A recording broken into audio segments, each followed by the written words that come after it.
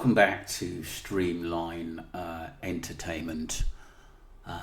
Going back to talking about the Jay Slater case. I came across a lot of messages basically that people are saying, did Jay basically escape possibly from the Airbnb? I don't think he was there because there's no proof of him actually being there alive. But people have said to me, did he escape from there? Or I would probably go back to a scenario where two men were seen near the church, basically, and one guy limping and then jumped in the car. I think there was a hell of a lot happening that night, and I do believe that Jay was fighting for his life and trying to survive.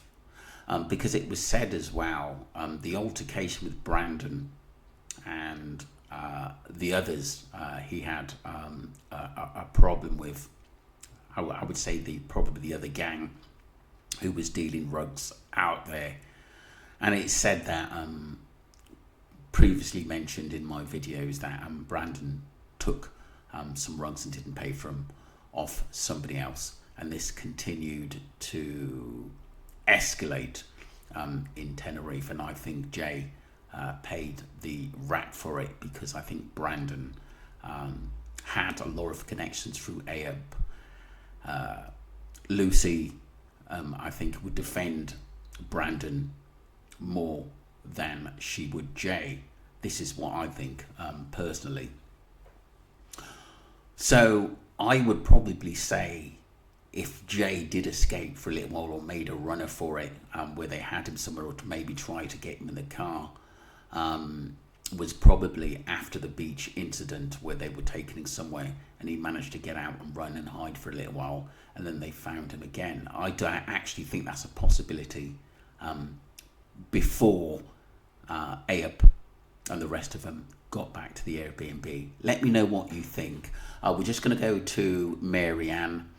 Mariana, do subscribe to her and follow her channel. She just come up with some amazing content, and does support a lot of the channels as well. Thank you. Interesting one here. I'm absolutely shattered, so I look like a badger, but we're going to progress. There's a TikToker called Lou. No, I'm not coming for you. I'm not stealing your content, so you don't need to come for me either. But it's more so of a few points that you've raised in the video which I find quite interesting, and it does confirm that this case is corrupt from the start, and also these people involved that I'm about to list should be pulled in for an investigation if they want justice for Jay Slater. So I've always said from the start the Snapchat photos were staged. Anyway, that's not what she's discussed, but I'm just putting a point out there. But this TikToker Lou, she's advised that the beach footage was actually true. She advised that Jay and Brandon actually got taken to the Airbnb and they got away.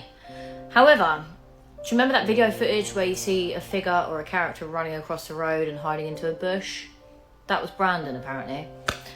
I'm not sure how you can identify a person because that footage wasn't very clear, but she has advised that Jay Slater did originally get away, and where he was seen at the church, that footage of him at the church, that was true footage. This is what I was actually talking about.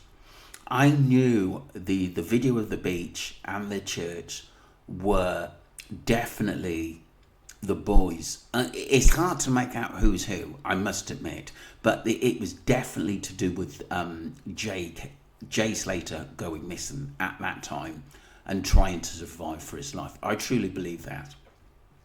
And what I've noticed lately, it's done a circle again where people are actually talking about it, because a lot of the beach theories were actually shut down by, I think, people who didn't want us to know the actual truth.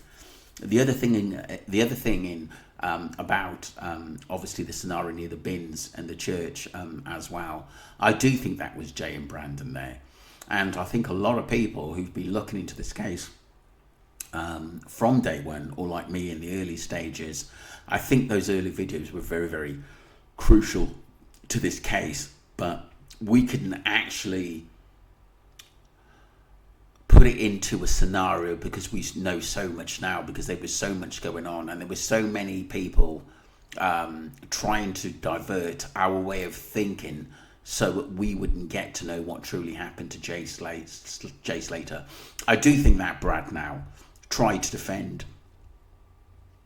Jay and save him, but was overpowered, outnumbered, and quite a few people have said that recently.